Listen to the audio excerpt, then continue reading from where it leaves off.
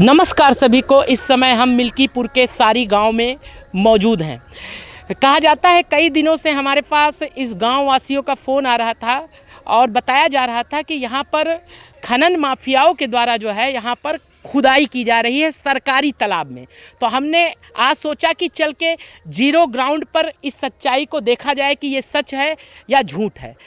अब यहाँ पर हम लोग पहुँच चुके हैं। अब धीरे धीरे नीचे की ओर उतरेंगे और आपको दिखाएंगे जो मानक है, कहा जाता है उस मानक को भी तोड़ दिया गया है और सुप्रीम कोर्ट का आदेश है कि तालाब का संरक्षण किया जाए। लेकिन आप देख सकते हैं तालाब से संरक्षण किया गया है और कितना फीट अंदर तक खोद दिया गया है इस तालाब को कि अगर बरसात में अगर इसमें पानी भरा तो यहाँ पे देखा हम ये भी दिखाना चाहेंगे, मस्जिद भी है, लोग भी बैठते हैं और यहाँ से तमाम लोग गुजरते हैं।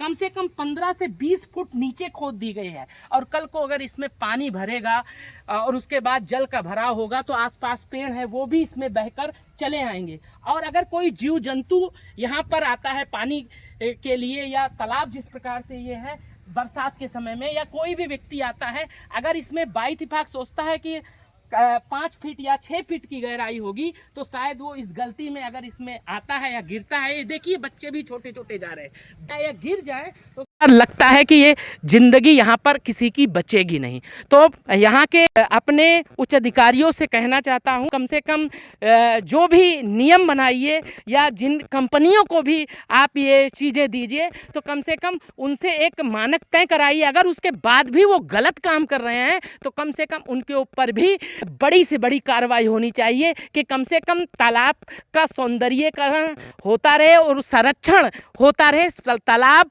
जीव जंतुओं की रक्षा हो सके, जिसके लिए हमारे मुख्यमंत्री जी बहुत ही अच्छा काम कर रहे हैं कि यहाँ पर तालाबों को बचाना चाहिए। और उसके इतने गहरान पे हम खड़े हैं, जूम करके दिखाइएगा जो है कितना क्या ये मानक के हिसाब से है और कितने लेयर में इसको खोदा गया है। 1 लेयर बना है, 2 लेयर बना है और तीसरा, और पेड़ की ऊंचाई भी आप देख सकते हैं।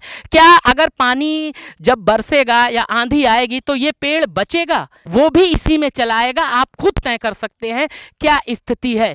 तो मैं अपने डीएम साहब से कहना चाहूँगा कि आप इन चीज़ों पे संज्ञान लीजिए और यहाँ के जो खनन अधिकारी हैं उन्हें भी आके तय करना चाहिए। पर आकर काम किया है, जहाँ भी मिट्टी ले गए हैं तो उनसे भी जवाबदेही तय होनी चाहिए कि क्या तालाब को इस तरह से किया जाएगा कि वो किसी के यूज में भी नहीं रहेगा। देखिए यहाँ के क्षेत्रीय जो लेखपाल हैं उनको फ़ोन मिलाया जा रहा है और उनसे पूछा जा रहा है कि इस तालाब के बारे में उनको जानकारी है, जो अवैध खुदाई चल रही है उसके बारे में इनको जानकारी है कि नहीं, और अगर जानकारी है तो उन्होंने क्या कार्रवाई किया है। अब नंबर मिलाया जा रहा है और देखते हैं कि वो फ़ोन उठाते हैं कि नहीं। ये देखिए फ़ोन जा रहा है लेखपाल जी को और देखते हैं फ़ोन उठता है कि नहीं। जो है ये देखिए आपको कैमरा पे दिखाएंगे, ये देखिए जो है फ़ोन अभी उठ नहीं रहा है लेखपाल जी का। हेलो हेलो जी, हम अंतरिक्ष तिवारी बोल रहे हैं। ये जो तालाब है गांव में जो खुदाई हुई है, क्या इसके बारे सारी में, तो क्या इसकी जानकारी आपको है कि नहीं है?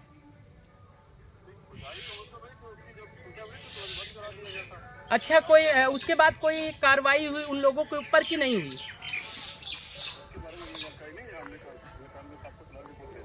अच्छा, तो आगे रिपोर्ट गए, आगे जब कोई कार्रवाई होगी जी जी, बस धन्यवाद। तो इस प्रकार से आपने सुना है लेखपाल का कहना है कि जब हमको जानकारी हुई यहाँ आया और आने के बाद जो है वो लोग कार्रवाई के लिए कानून गो को दे दिए। अब देखना है आगे क्या कार्रवाई होती है। जब कार्रवाई होगी तभी हमें भी आगे जानकारी होगी और तब उसके बाद हम आपको अवगत कराएंगे।